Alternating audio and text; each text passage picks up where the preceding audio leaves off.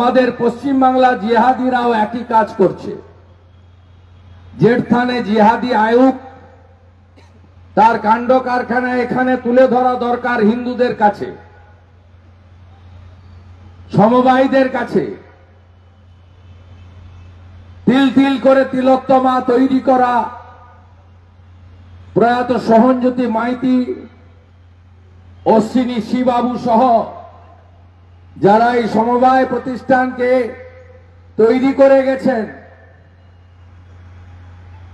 তাদের সবার তাদের যারা শুভানুধ্যায়ী তাদের কাছে পৌঁছে দেওয়ার জন্যই আমরা এই সভা করেছি। দু চারজন স্থানীয় জেলা নেতৃত্ব, স্থানীয় নেতারা বলেছেন। আমি প্রথমেই ধন্যবাদ জানাবো নগর মণ্ডল সভাপতি চন্দন ভাইকে এবং অন্যান্য সাথীবৃন্দকে যারা এই কর্মসূচিতে সহযোগিতা করেছেন।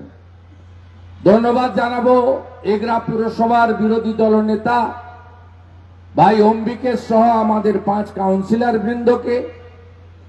ধন্যবাদ জানাবো বিশ্বজ্যোতি মাইতি পেশু সহ যারা এই মাঠের ব্যবস্থা সহ আনুষঙ্গিক সমস্ত ব্যবস্থায় সাহায্য করেছেন তাদেরকে।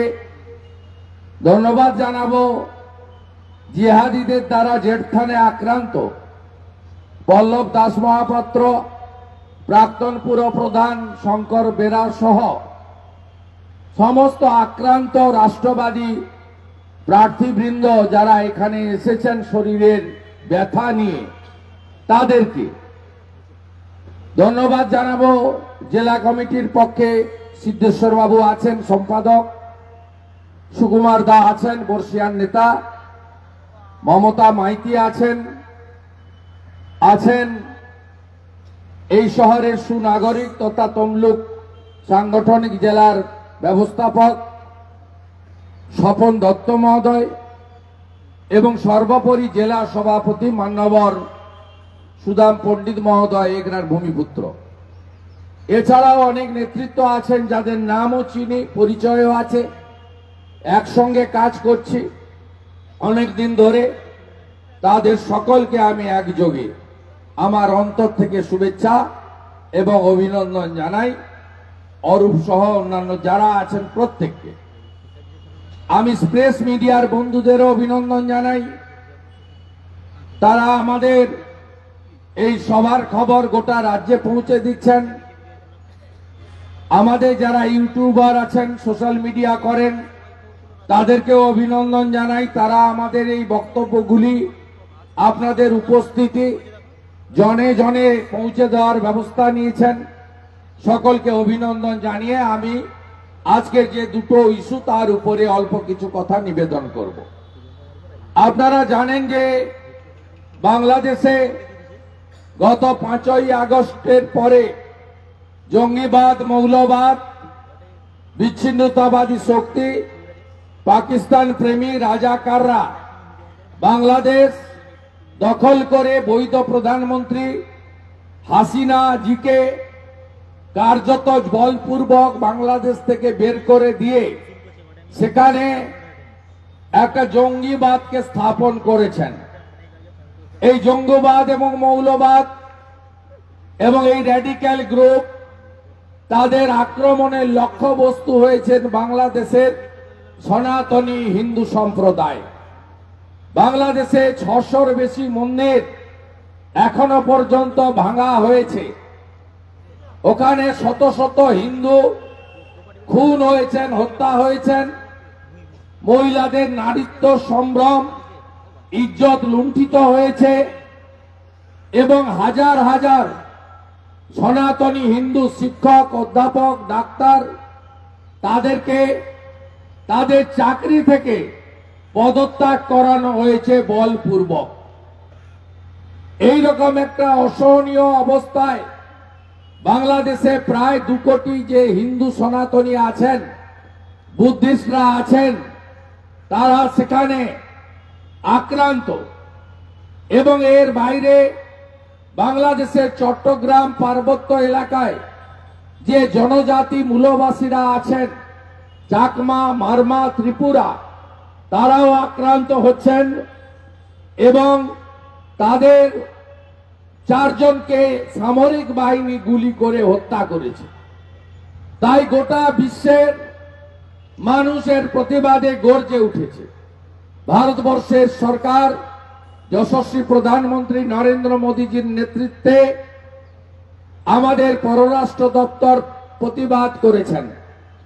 প্রতিবাদ হয়েছে সর্বস্তরে।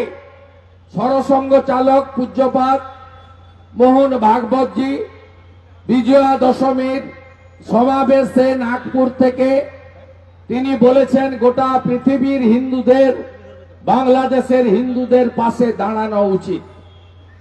এক প্রভুর আবিষ্কার হয়েছে বাংলাদেশে, তার নাম চিন্ময় কৃষ্ণ প্রভু। তিনি বৈষ্ণব এবং ইস্কনের একজন প্রচারক।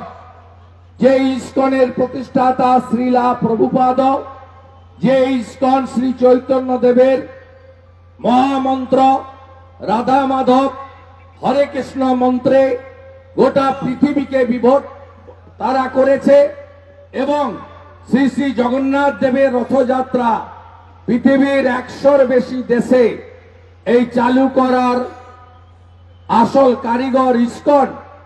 তাদের এক প্রভু, সেই প্রভু আমরা হিন্দুরা নানা মতে নানাভাবে বিভক্ত, এখানেও বিভক্ত, বাংলাদেশেও বিভক্ত ছিলাম।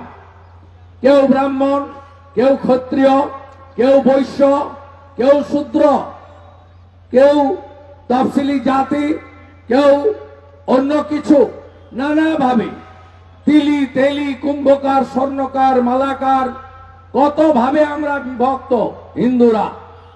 কেউ রামকৃষ্ণ মিশনের দীক্ষিত, কেউ ভারত সেবাশ্রম সঙ্গে স্বামী প্রণবানন্দের দীক্ষা নিয়েছি, কেউ ইস্কনের দীক্ষিত, কেউ ঠাকুর অনুকূল চন্দ্রের দীক্ষিত, কেউ বাবা লোকনাথ ব্রহ্মচারীর দীক্ষিত।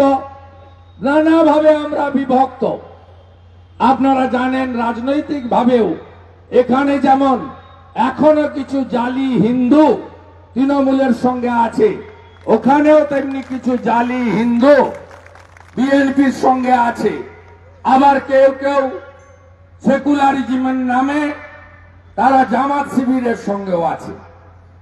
এই প্রভু চিন্ময় প্রভু গোটা বাংলাদেশ ঘুরে ঘুরে সমস্ত হিন্দুদেরকে এক সূত্রে বাঁধছিলেন, বলছিলেন নিজের নিজের পরিচয়, নিজের নিজের যে নিজস্ব পরিচয় কেউ মুছে ফেলতে বলছে না, কিন্তু আপনারা সবাই সনাতন হিসেবে ঐক্যবদ্ধ হন, একটা ছাতার তলায় আসুন।